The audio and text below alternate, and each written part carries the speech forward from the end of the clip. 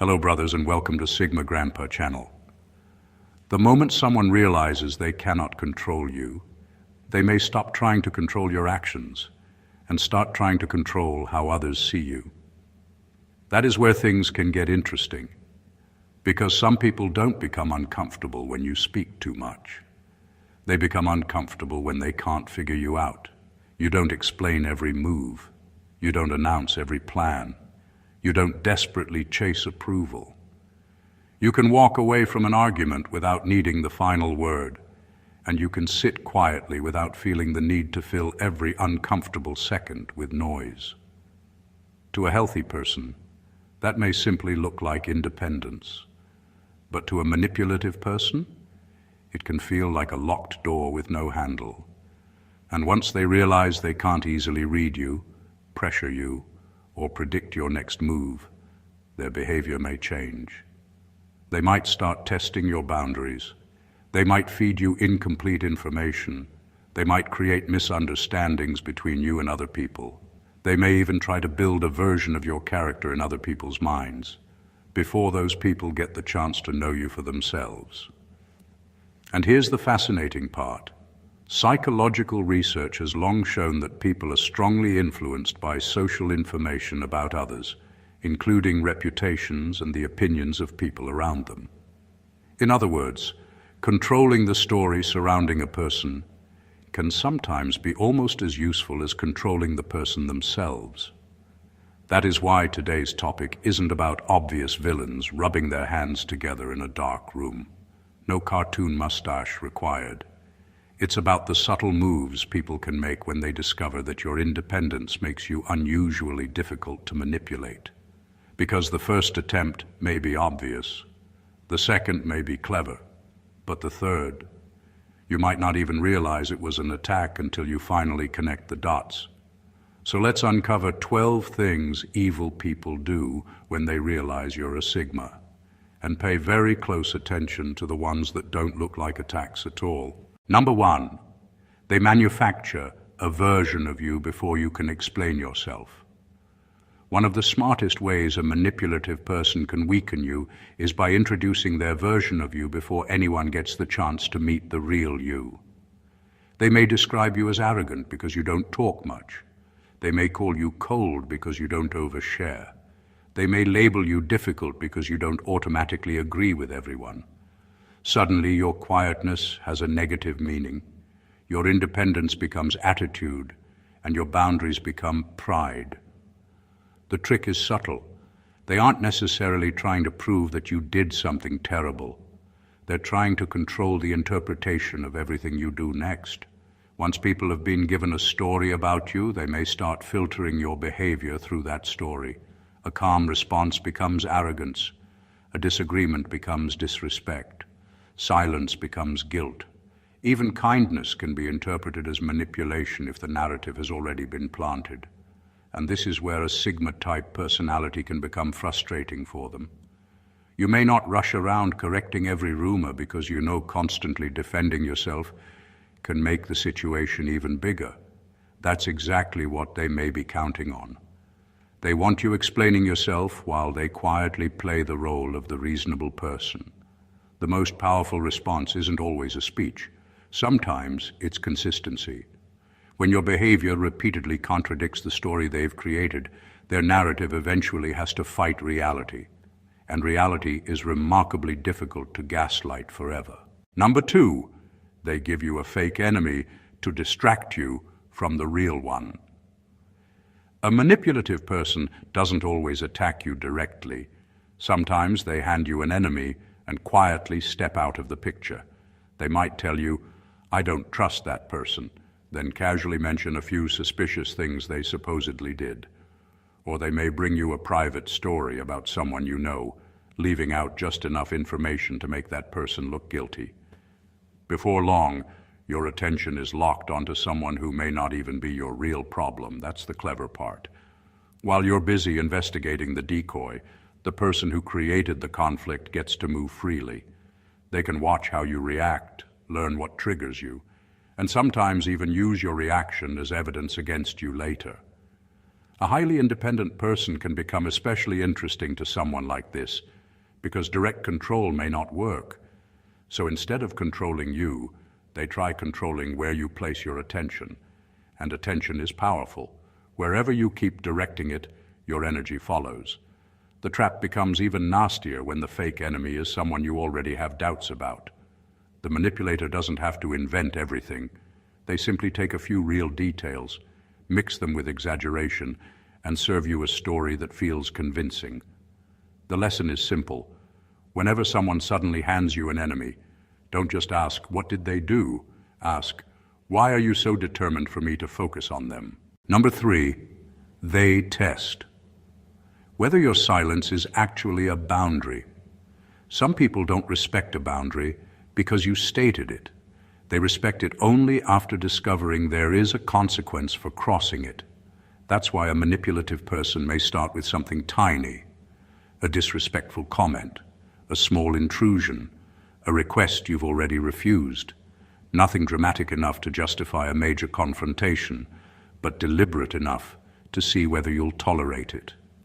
If you stay quiet, they collect information. Then they try something slightly bigger. This isn't always about provoking an explosion. It's about measuring your limits. They want to discover whether your calmness comes from genuine self-control or from a fear of confrontation. Those are two completely different things. A person who rarely reacts can be especially interesting to someone who relies on pressure. They can't easily tell where the line is, so they keep moving toward it. And here's the uncomfortable truth. If you repeatedly allow small violations because you don't want unnecessary drama, someone may eventually mistake your patience for permission. That's when silence becomes expensive. A strong boundary doesn't require shouting, threats, or a dramatic speech. Sometimes it is simply a clear decision, followed by consistent action. You don't need to convince someone that they cross the line. You need to stop giving them opportunities to keep crossing it, because once someone discovers that your silence has consequences, not just patience, they have learned something very different about you. Number 4, they start performing niceness, specifically for an audience. Some people don't become kinder when others are watching. They simply become better actors. When a manipulative person realizes they cannot easily control you, they may suddenly become incredibly pleasant whenever an audience is present. Their voice becomes softer. Their manners become perfect. They offer help, crack jokes, and act unusually considerate. But notice what happens when nobody is watching. The warmth disappears. This performance serves a very specific purpose: credibility. If they have already built a reputation as the generous, reasonable, harmless person, your complaints about their private behavior can suddenly sound unbelievable. People naturally judge behavior using the information they already have. So if everyone knows someone as such a nice person, they may struggle to accept that the same person behaves completely differently behind closed doors. That is why the performance can be more calculated than an obvious attack. They aren't necessarily trying to make you look bad immediately. They're creating an invisible shield around themselves. And sometimes they may even treat you exceptionally well in public. That makes the situation more confusing because you know what happens privately, yet everyone else sees the polished version. Don't let the performance pressure you into doubting your own experience. You also don't need to expose someone every time they put on an act. Watch the pattern instead. Real character doesn't require an audience. When someone's kindness changes dramatically depending on who is watching, pay attention to the difference, not the performance. Number 5, they turn your independence into evidence against you. One of the cleverest ways to undermine an independent person is to make their strength sound like a flaw. You don't need constant attention, so they call you distant. You don't ask everyone for permission, so you're labeled arrogant. You enjoy your own company, so suddenly you're antisocial. You make decisions without seeking applause, and somehow that becomes proof that you think you're better than everyone else. Notice what happened there. They didn't actually prove that you were arrogant. They simply changed the meaning of your behavior. This tactic works because people often judge what they don't understand using the easiest explanation available. A person who needs constant social interaction may struggle to understand someone who genuinely enjoys solitude. Instead of accepting the difference, they may attach a negative label to it. A manipulative person can take advantage of that gap. They may repeatedly describe your independence in negative terms until other people start using the same language. Eventually, you aren't simply someone who prefers privacy. You've become the difficult one. That's the real objective, not necessarily to change you, but to make you question whether your independence is somehow wrong. Don't confuse being independent with being incapable of connection. You can love people without needing them constantly. You can listen without obeying. You can care without surrendering your boundaries. Your independence becomes a problem only when you use it to avoid responsibility or mistreat others. Otherwise, someone else's discomfort with your freedom is not automatically evidence that something is wrong with you. Number 6, they offer help that quietly creates a debt. Not every favor is generosity. Sometimes a favor is a contract you never agreed to sign. A manipulative person may help you at exactly the moment when you need it most. They solve a problem, give you an opportunity, lend you something, or step in when everyone else is unavailable. At first it feels generous. Then the invoice arrives, not necessarily in money. It may come as obedience, loyalty, access, silence, or the expectation that you should now do whatever they ask. The clever part is that they rarely announce the price up front. They want you to accept the favor freely. Later, when you disagree with them, they remind you of what they did. After everything I've done for you, that sentence can reveal the entire game. The original kindness has suddenly become leverage. This is especially effective against independent people because asking for help may already feel uncomfortable. Once someone provides it, they can use that vulnerability to create an artificial sense of obligation. Healthy generosity doesn't keep a scoreboard. A genuine friend can help you without constantly collecting receipts. A manipulative person remembers every favor because they aren't simply helping you, they're building bargaining power. So don't reject every offer of help out of suspicion. Instead, watch what happens afterward. If kindness comes with freedom, it's probably kindness. If kindness comes with invisible strings, repeated reminders, and growing demands, you weren't given a gift. You were handed leverage. Number 7, they deliberately give you incomplete information. One of the most effective forms of deception is telling you the truth, but not the whole truth. A manipulative person may give you enough information to make their story sound convincing, while quietly removing the one detail that would change your decision. Nothing they said may be technically false, which makes the tactic much harder to challenge.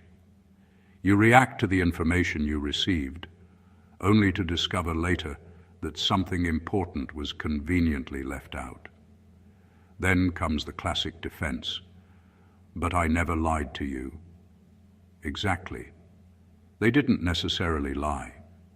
They simply controlled what you were allowed to know. This can become particularly effective with someone who values independence and makes decisions based on their own judgment. If your judgment is based on incomplete information, however, even a smart decision maker can be pushed toward the outcome someone else wants.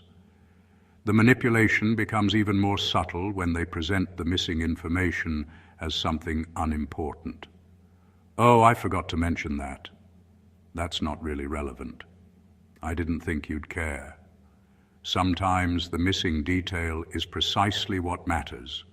That's why paying attention to what isn't being said can be just as important as listening to what is being said. When a story feels strangely clean, one-sided, or perfectly convenient for the person telling it, don't rush to accuse them. Ask questions. Who was there? What happened before that? What happened afterward? What information would change this situation? Because sometimes the biggest deception isn't a false story. It's a true story with the most important page quietly removed. Number 8. They try to make you explain yourself until you contradict yourself. Some people don't ask questions because they want to understand you. They ask because they want you to keep talking until you give them something they can use against you.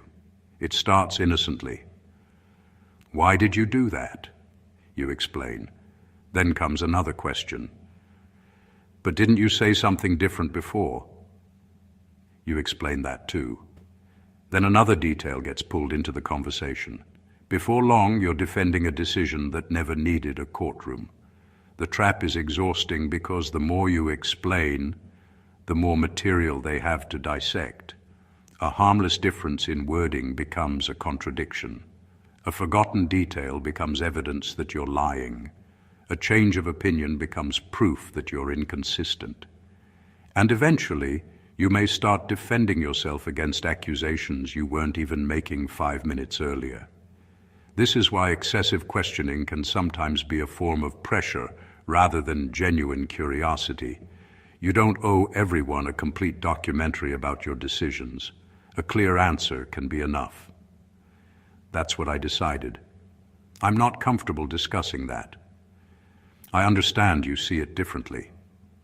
The moment you realize someone isn't searching for understanding but for an inconsistency, stop feeding the interrogation.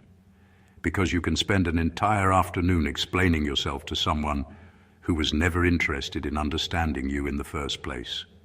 They were simply waiting for you to talk yourself into a corner. Number 9, they create situations where reacting makes you look guilty. Some people don't need to prove you're wrong. They only need to make you look wrong. A manipulative person may deliberately push a sensitive button, make an unfair comment, interrupt you repeatedly, question your character, or disrespect a boundary in front of other people. Then they wait. If you finally lose your temper, suddenly the original behavior disappears from the conversation. Now everyone is discussing your reaction. You see how aggressive they are? They completely overreacted. They're clearly unstable. That's the trick. The provocation becomes invisible, while your response becomes the headline. This tactic works because people often see the final explosion without seeing everything that happened beforehand. The person who quietly pushed every button can then stand back, looking calm, reasonable, and strangely innocent. But there's another layer to it. They may learn exactly what triggers you. Once they know which words, subjects, or situations produce a reaction, they have discovered a pressure point they can revisit whenever they want. That's why emotional control isn't about pretending you never get angry.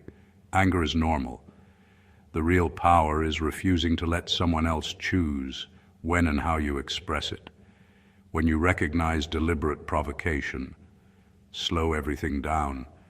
Don't give someone the satisfaction of turning their behavior into evidence against you, because sometimes the person provoking you isn't trying to win the argument.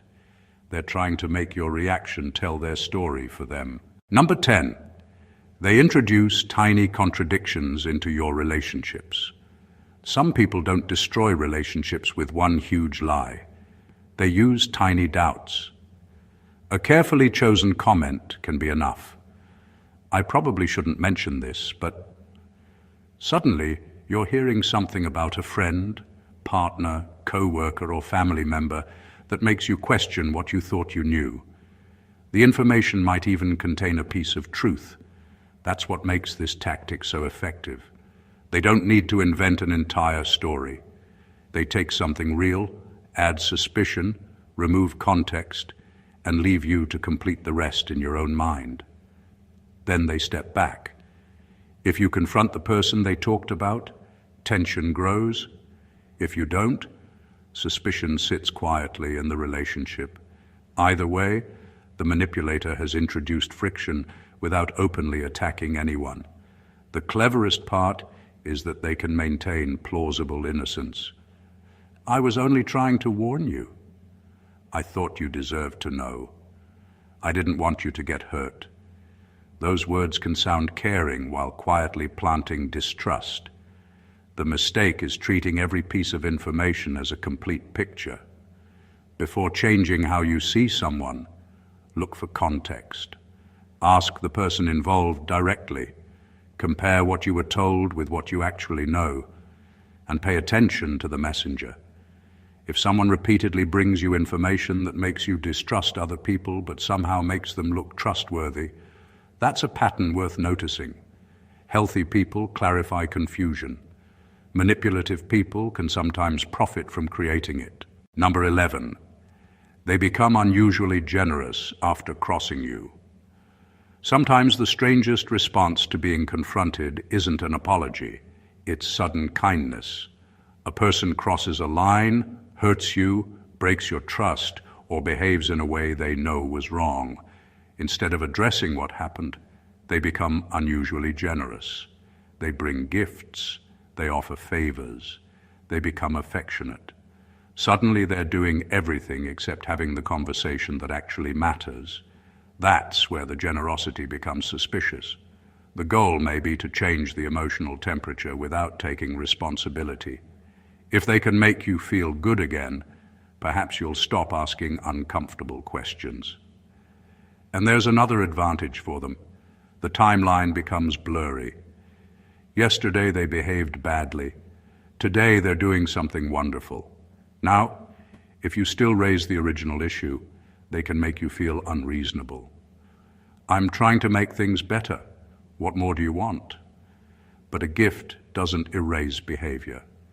A favor doesn't automatically repair trust. And affection isn't the same thing as accountability. Real remorse usually has a different shape. It acknowledges what happened, doesn't demand immediate forgiveness, and makes an effort to change the behavior that caused the damage. Manipulative generosity often wants something much faster, relief from consequences. So don't judge the sincerity of someone's apology by how expensive the gesture is.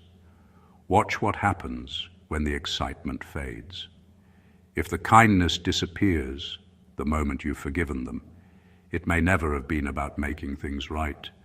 It may have been about making the problem go away. Number 12. They stop trying to beat you and start trying to make you look unstable.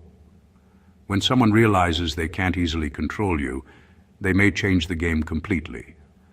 Instead of arguing with you, they may start questioning your judgment. Instead of openly attacking you, they may quietly tell others that you're too sensitive, paranoid, difficult, or not acting like yourself. The goal is subtle. Make people doubt your credibility before they ever examine the behavior that caused your reaction. This can become especially effective when the person stays calm during the conflict. They may provoke you privately, then present themselves publicly as the reasonable one. You react to what happened, but everyone else only sees the reaction. Now you're explaining yourself while they're appearing composed. That's a frustrating position to be in. But there's an important distinction. Not every disagreement or criticism is an attempt to discredit you. Sometimes people genuinely see your behavior differently.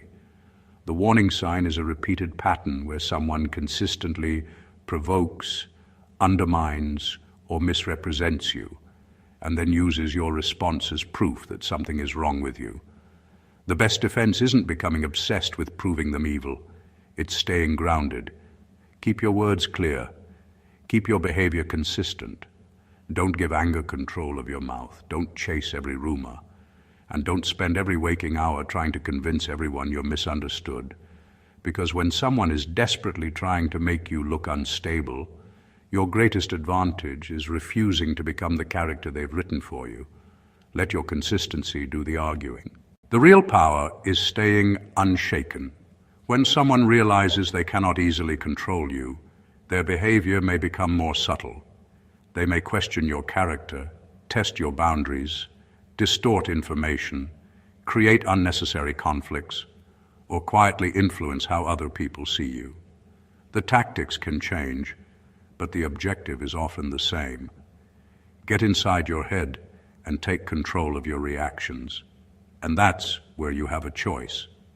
You don't have to become suspicious of everyone.